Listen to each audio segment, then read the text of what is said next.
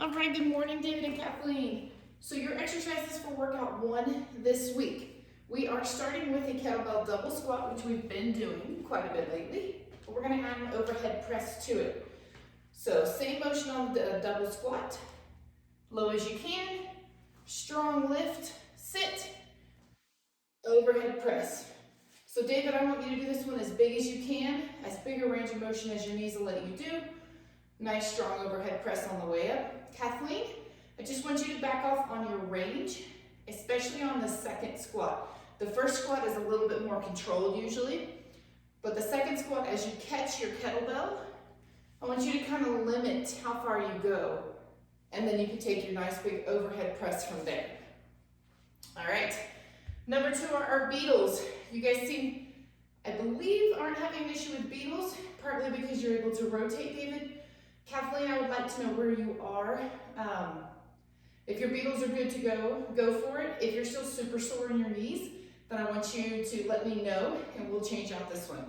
Just because it's in a big range. You don't have a whole lot of weight on your knees, but they're in a big range of motion, so let me know.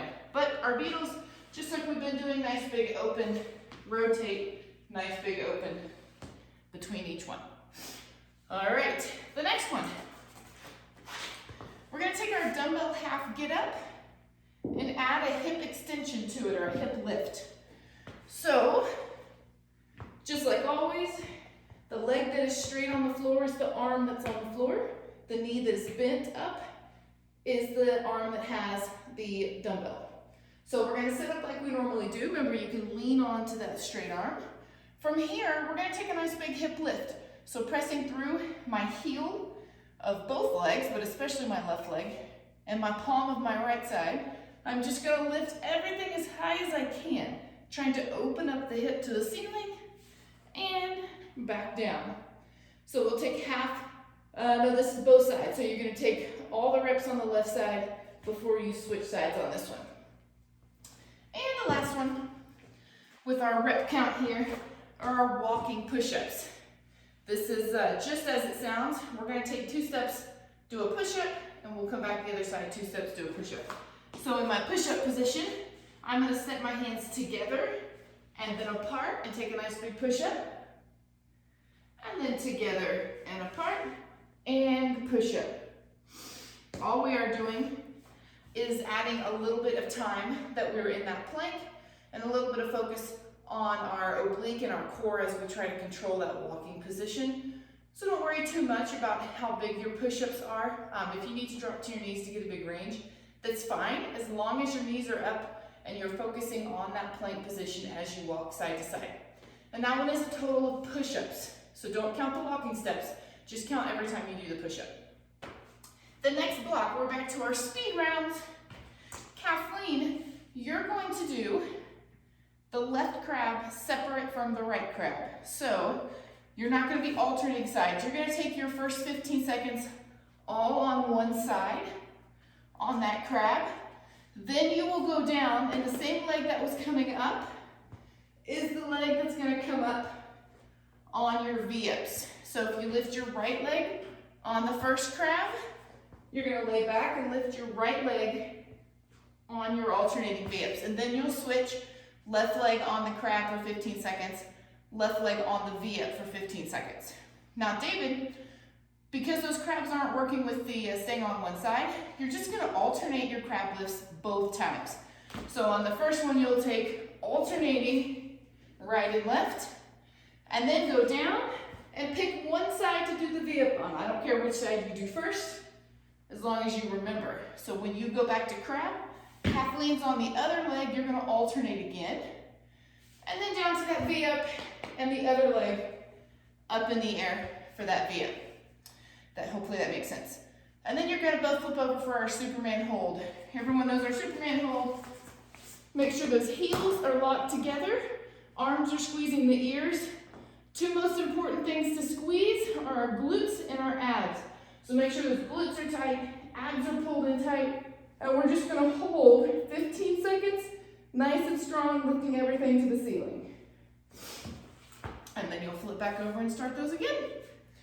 Alrighty, block 3 starts with our stability ball, which Mine's apparently disappeared.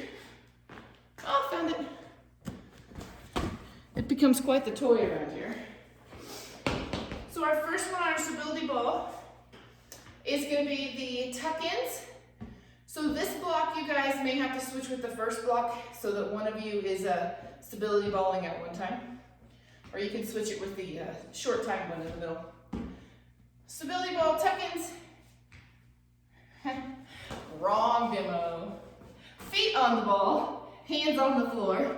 Remember these guys we did last week where we are trying to keep the hips nice and low as you roll the ball in and under the body and fully extend. So nice big tuck-ins. Then we're gonna have a split in exercises. So Kathleen, because I don't want you lunging too much yet, you're gonna take a straight leg deadlift.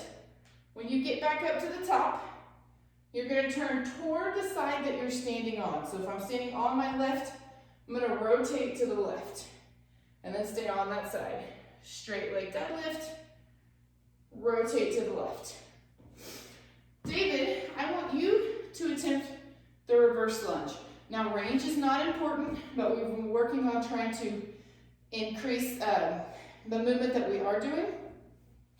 So even if it's just a step back to this position and a rotation, that's perfectly fine. I'm just trying to get you to start working through that little bit of bend again with different pressure on each knee. If it's an absolute no, as soon as you start doing it, then join Kathleen on the straight leg deadlift move. Next, we have, there it is. I wrote them all in one list today and got myself lost.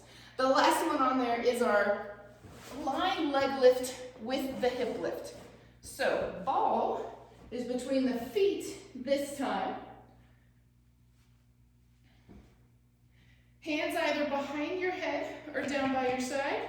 We're gonna take that long leg lift, reaching out and away. Back up so you can see me. So long leg lift, reaching away, tap the back of that ball. When you get back to the top, we're looking to tuck the pelvis and try to lift the feet straight up to the ceiling. So remember from class, it's a very small range of motion. I do not expect your feet to go over your head. In fact, I don't want your feet to go over your head. If you do that, we're working with momentum, getting the ball, getting the hips up, rather than the musculature of the low core, lifting those hips. So nice long reach, back just till they're lined up 90 degrees again, tuck the pelvis, and lift. We're talking an inch or two, okay? Real big focus on the tuck of the pelvis and the pressure through the lower abdominals trying to get that ball up. All right, guys. Let's work out one's exercises. I'm gonna go ahead and stop and give you a new video because it'll make it easier for workout 2.